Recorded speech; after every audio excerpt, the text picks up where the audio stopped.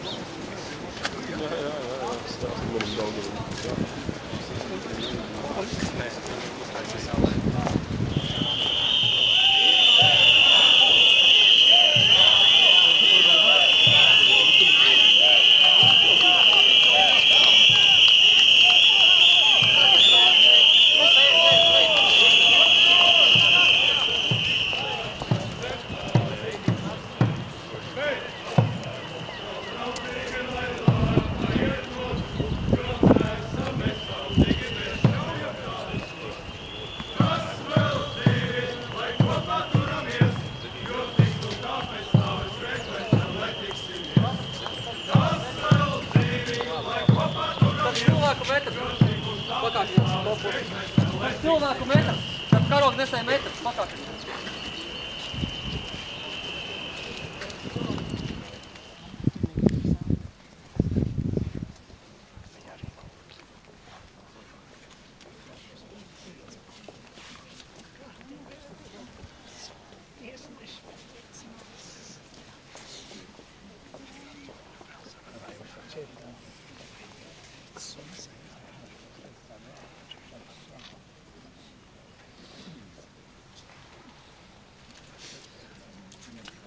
Es šodien visu Latviju jauniešu vārdā gribu pateikt paldies.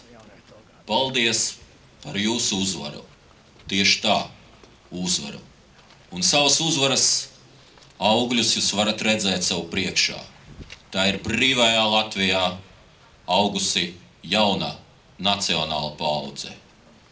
Es gribu pateikt paldies arī to latviešu vārdā, kur ikdienā, sēžot augstajos amatos, augstajos namos, pirms katras 16. martā rot ar vien jaunus attaisnojumus, lai tikai nebūtu starp mums. Arī viņi šodien var runāt latviešu valodā un dzīvot zem sarkanbaltsarkanā karogā tikai pateicoties jums.